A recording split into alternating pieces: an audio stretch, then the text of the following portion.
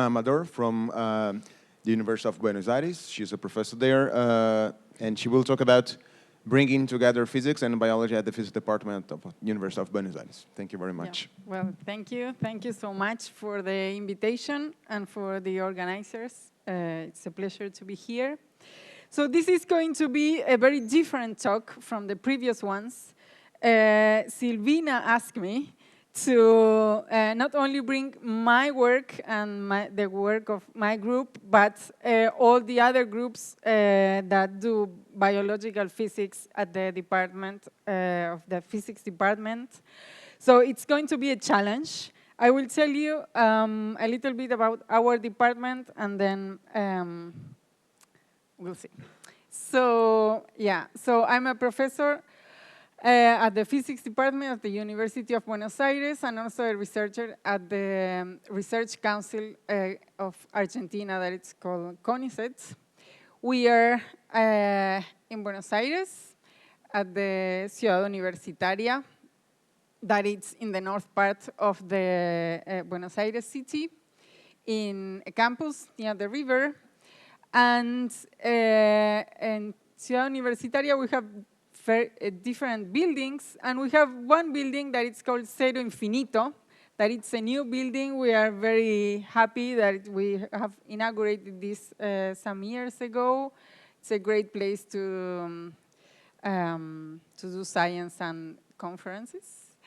And the physics department, it's at the University of Buenos Aires that do teaching, but also research.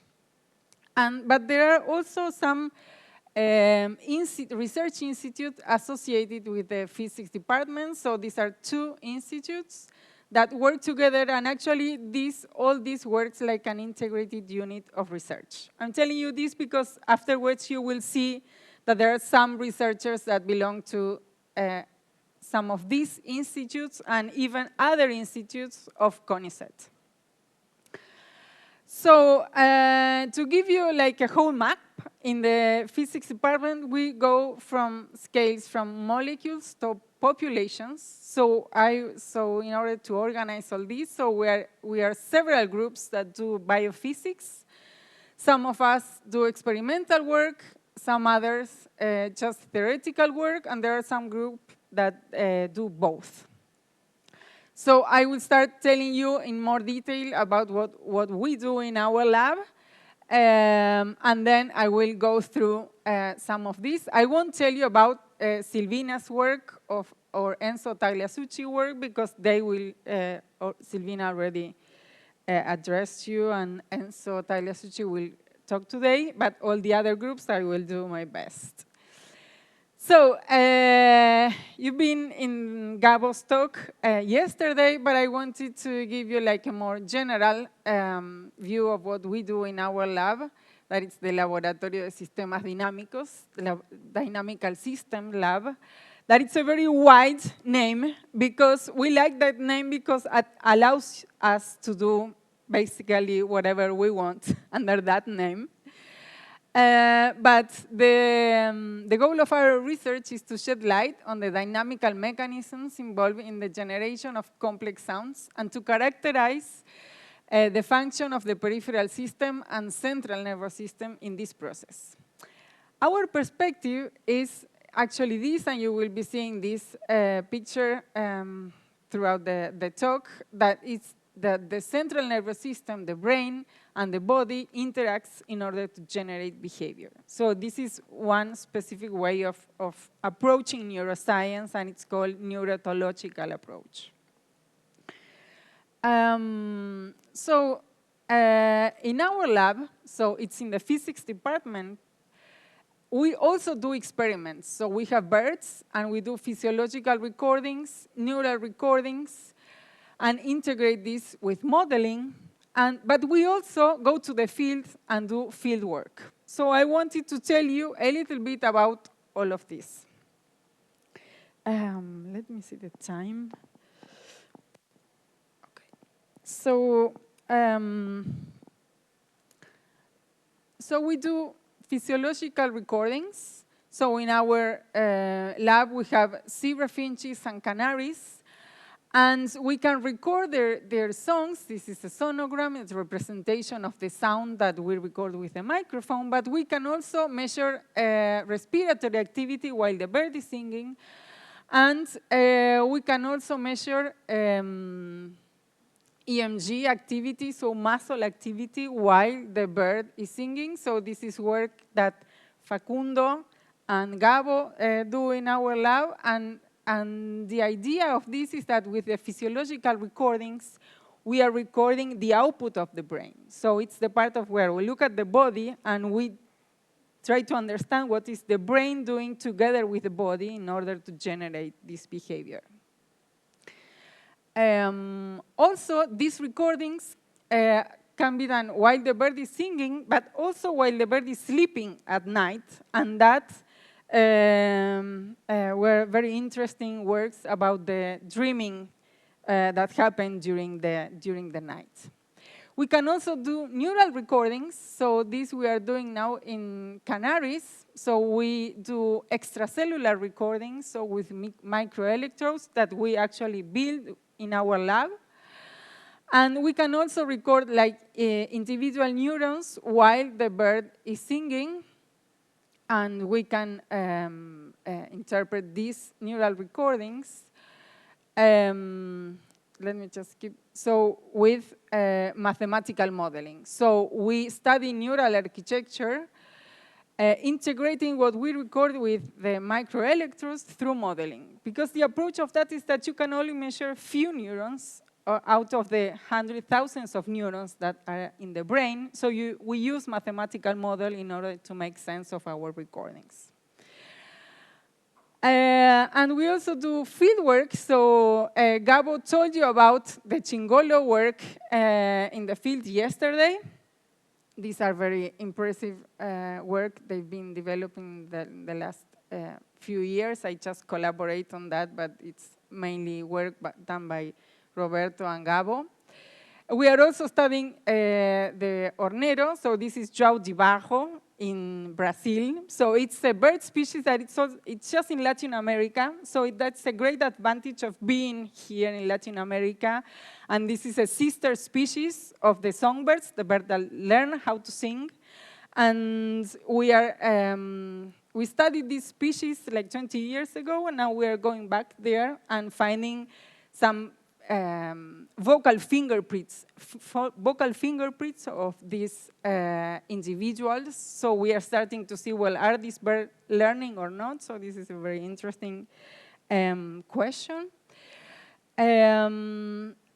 So again, we integrate this with modeling, and we also study the avian vocal apparatus, doing some modeling of that. So we studied the dynamics of the phonation, and with this mathematical structure, we try to understand again how is the brain generating the behavior.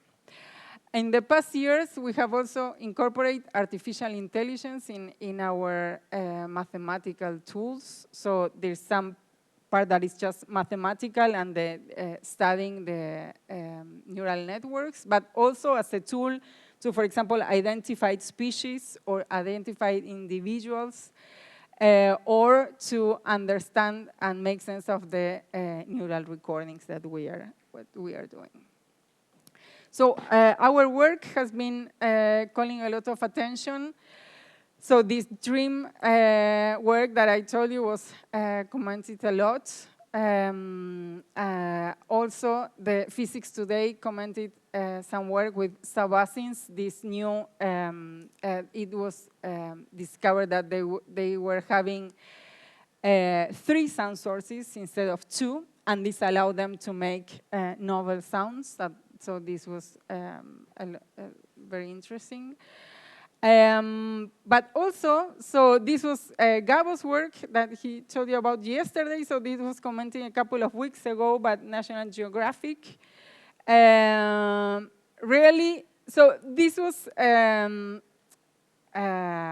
actually like, we are always like having fun while we are doing research, but this shows you that, well, this is interesting like worldwide, and we can do in South America some research that it's not so often done in central countries where we can really, we are not running after grants, but we can so do some research that takes more time, but then you get like very novel results. So for example, reintroducing lost songs in a population.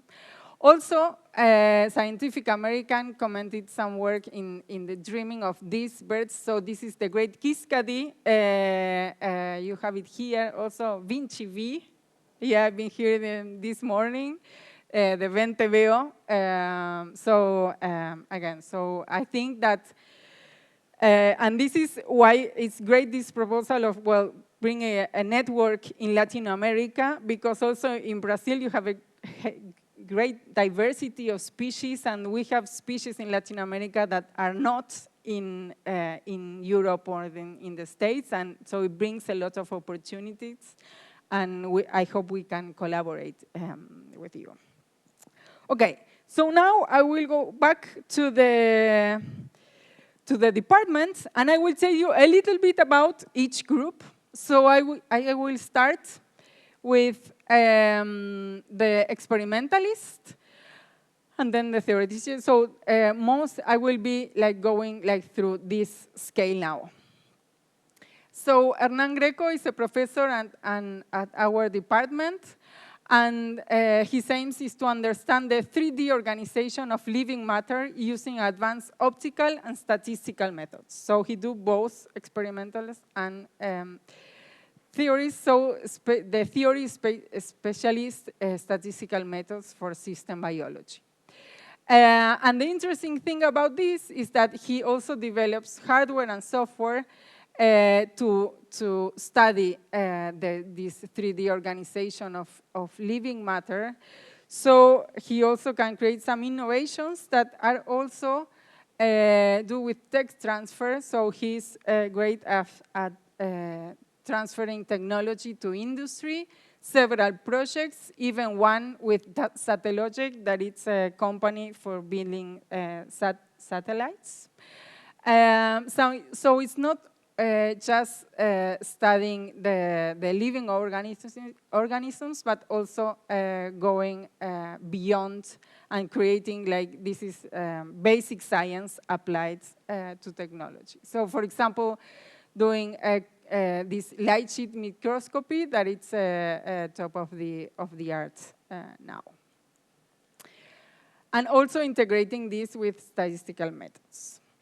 Fernando Stefani is this guy, so he's a professor at the physics department, but he does his research in another CONICET institute, and he developed super resolution fluorescence microscopy and single molecule tracking. So his main thing is going above the diffraction limit. So this is what you will see if you are not applying these methods, that you have this diffraction limit that you cannot go beyond 1 micron. But if you apply super resolution, then you can get to 200 nanometers. So this is amazing to then study it and the mechanisms going in this scale. And also this is a show how you will see with normal fluorescent microscopy and how you go using this Ratsmin nanoscopy going way above the diffraction limits, okay? So the interesting thing about this is that there are students from the physics department that go and do their thesis with him, and he also teaches in our department. Lia Pietrasanta is this guy. She works at her laboratory of molecular and cellular biophysics, so she has also a great microscopy facility in the physics department. And her group study mechanotransduction, so she used atomic form microscopy to apply force and also measure the force at the molecular level. And she also combines atomic force microscopy with fluorescence microscopy in order to study protein recruitment in response to these mechanical stimulus that she can apply with AFM. So very interesting work of multiparametric live cell microscopy. And so the idea is that she studied multiparametric live cell microscopy and traction force microscopy. And so a great facility, so they grow cells and study how they behave when they apply specific forces in this cell. Laura Estrada has a biophotonic groups also in the physics department. She does intracellular protein dynamics and interactions. So she collaborates with a lot of groups. So she does some biological development in our facilities at the physics department, but also in collaborations with biologists. Also pioneering optical microfabrication, specifically focusing in microfluidics. Okay, so this being this experimental work at the level of molecule and cell, and you can even go up to tissue. And then I will tell you about the theoretical work other groups do. So there is this group of Monica Pijols, membrane biophysics group, and her group focused on the molecular scale computational simulation of biological systems. So she studies membrane proteins, specifically the connexon dynamics in membranes and their coupling mechanisms in gap junctions. Also membranes, so cooperative effects of antimicrobial peptides on membranes, and at the level of proteins. So in some parts, some similarities to what Diego and his group does in the chemics department. So she does all theoretical work, high computing with the clusters at the physics department, but no experimental work. Then Ariel Chernomorets, he's also a professor at our department, and he also is a research in another CONICET institute in another facility. And he has like two main topics of research. One, so that it's single-cell transcriptome landscape analysis. So this is just a technique to study molecular mechanisms that control maturation and functional integration of newborn neurons in the adult hippocampus. So he works in collaboration with Alejandro Schinder, that is a great neuroscientist in Argentina, studying neurogenesis, but he applies these statistical methods that can, again, help you the modeling to understand a very complicated biology.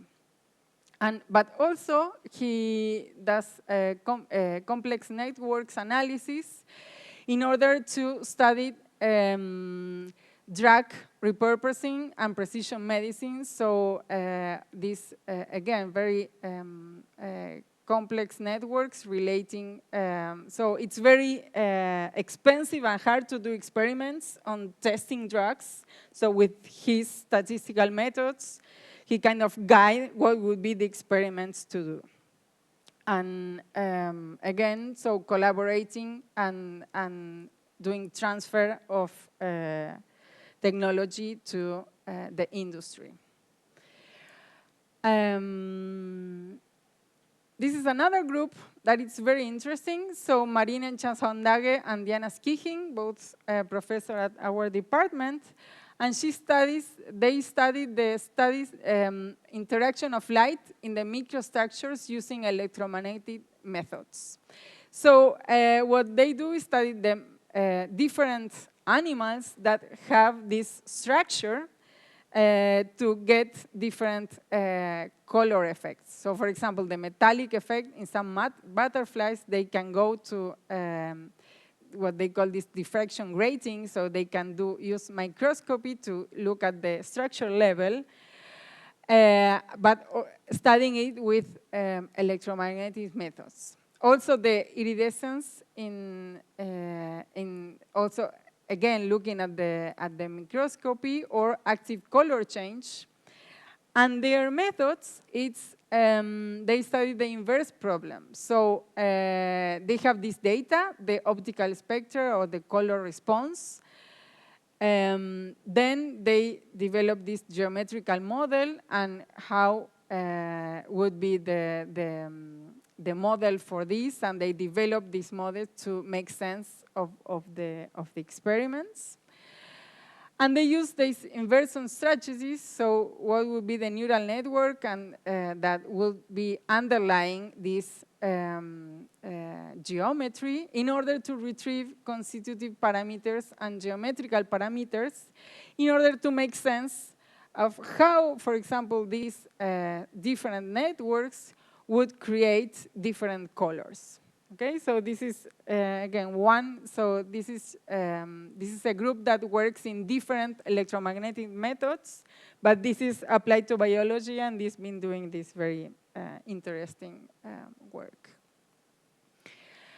Alejandra Ventura, she's a professor at our department, but she works in another institute of research in our campus. So she's, her group is work with mathematical models and control experiments to study the rules that determines which signaling and gene regulatory networks can achieve particular biological functions. So she works in a group, so she doesn't do the experiments, but she works in the same laboratory with Coleman Lerner, that is the PI that does all these very sophisticated experiments in yeast. But again, with the mathematical model, she works in a very synergistic way in order to understand the underlying mechanism there. So the approach is large signaling networks, and work also, she can also do like a more modular approach and study the effects of interconnection. So in general, the question is, under what conditions can a pulsatile input be more efficient than the constant one in activating a target? Okay, it's all these very sophisticated networks of activation. And specifically, how the slow dynamics of the membrane receptor impact in the yeast's ability to detect pheromone gradient.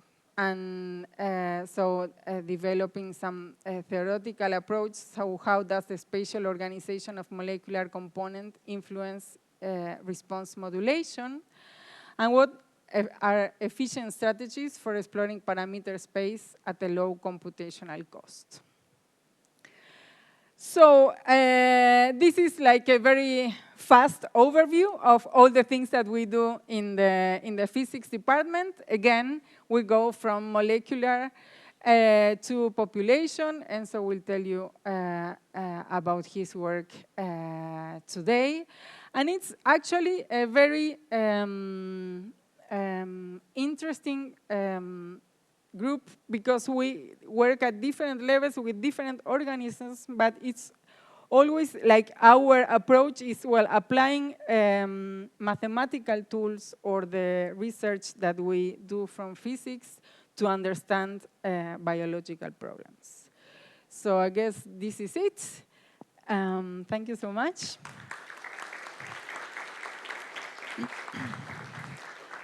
And if you have questions, I can answer you about my work. Not all the other ones, but I hope it was kind of to give you like a whole overview of what we do in our department. Thank you very much, Anna. Thank you, Anna. I didn't know it was so hard to... You were telling me all the time you were working on this presentation, I didn't understand it. Now I understand why it took you so long. Yes, it was a lot of work. My question is, there is a lot of integration between these physicists and biologists in our department. And usually when I see other groups that want to make an effort in doing the integration between physics and biology, there is a cultural gap between physicists and biologists. Why do you think that this worked for the people at the physics department? Because it's kind of unusual. Yeah, I don't know. What I would say, but it's a guess, is that in Argentina, we have this solidarity. So we are used to, like in the society, to solve things collectively. That if you're on your own, you won't survive in Argentina. So I think we have this more solidarity that it's also here in Brazil. And I think that could be one thing, that you are used to collaborating and resolving a problem among others. So for example, with your family, with your friends, like we're always, several of us pulling from the track. So I don't know, I would like to think it's because of that, but I don't know, maybe it can also be that the campus, but also that some professors that started with the biophysics, like yourself or Silvina, that there was this force of, well, being close to the experiment. So I think that also leading by example, I think we have like, maybe it could be. I will try to guess also an answer to your question. On one hand is the school, which is something I mentioned yesterday. I think that brings together all the natural sciences. That's very important. But I also think that the way we started, we too, at the physics department, was always from the very beginning collaborating with biologists. And we also organized courses with the participation of students of biology and physics, and they came together and got to meet each other from the beginning. I think that was very important. Yeah, I agree.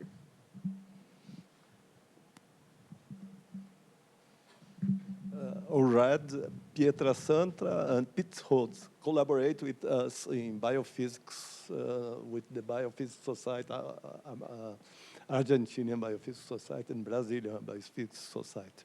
Yes. And that's why, I wanted, so when Leah was planning to come, but then she couldn't make it, so that's why she mentioned that. And so Leah, it's amazing at collaborating with Brazil and many other, so she does a great work of bringing the Argentinian science to the world. And also Monica Pickles, she's great, and she's also collaborating with the computer science department in our school, and we are so happy to have Monica with us. So she's great. Yeah. I just have a curiosity question about how does it work to do the field works that you have there in terms of bioethics? What are the bioethical concerns? Like, I was wondering that during Gabriel's presentation, like, how is it to simply introduce lost songs in the field, and then how is it to bring all the students there? I imagine that many of them are just coming from physics and not from biology. So what are all the ethical concerns that? Yeah, so, please, yes. Yeah, so Gabo is the one that is doing that work, and so I think he's the best. So in order to do this kind of work, particularly since we are physicists, we have an ethical committee that brings together approximately 20 people, and they meet every 2 weeks and analyze all the protocols. They put together statisticians, people from the general public, scientists, they have biologists. It's a very interdisciplinary meeting, and every protocol that you want to do, first you have to go and have a training. In order to touch an animal, you have to make a course and get an habilitation to do that. Then you have to present the protocol, and it goes under a very exhaustive evaluation. Typically, it takes between 6 months and a year. Facundo has been working on one of those, just when you try to improve into one technique.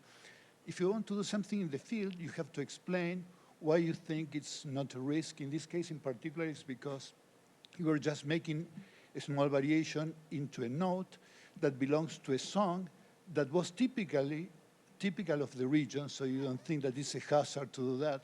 But you have to convince many people from ecology, biology, basic science, and so on. statistics, see what kind of interventions you have to do. Just like when you work with wild animals, you have a protocol that involves following the consequences of your research. If you want to reintroduce the animal, how you are going to bring testimony and following that. So once that all that is approved at the level of the university, it has to go to the state fauna group of the state of Buenos Aires. And that is also another big thing that, in our case, Roberto was involved in. So it goes under several meetings of ethics and training for the students to be able to do that. And that took us many years to put together. So it's not something that existed in our school 25 years ago when I started doing this. But yeah, it's a very serious concern to which I particularly put lots of time in doing.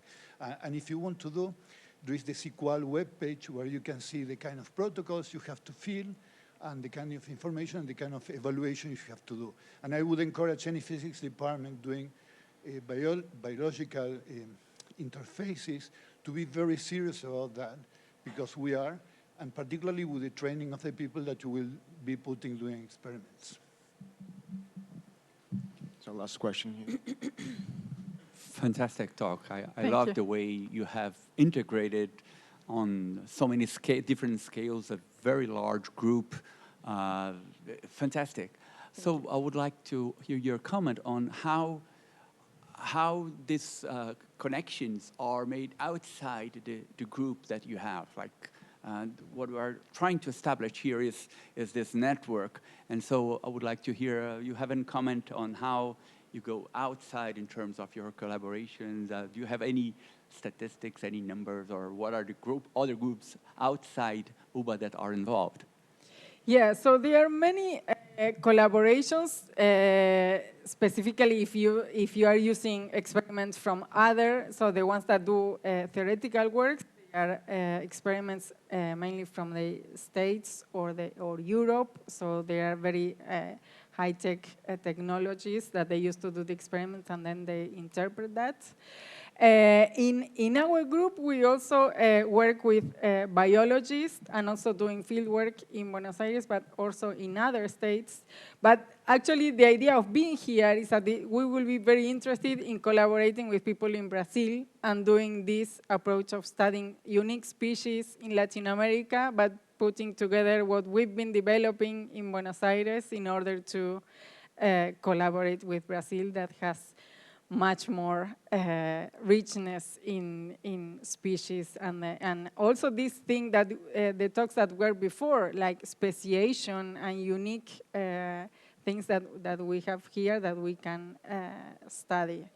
And actually what happens in Argentina in terms of collaborations is that we have a culture of you can do, or you do your PhD in Argentina, but then you go to do a postdoc abroad, or you do your PhD abroad and your postdoc abroad, and then return to Argentina. So it's not so common that you are always in Argentina. So going abroad, so I mean, mainly the United States or some places in Europe, and so there you build your network and your collaboration, and then you go back to Argentina with all these networks of collaboration. So there are some groups that they collaborate with, I don't know, groups in California or Germany. So but it's this culture of at some point of your career you go abroad and you just do science in the first world,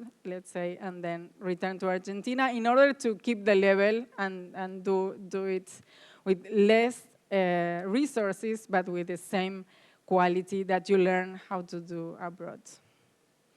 Yeah, okay.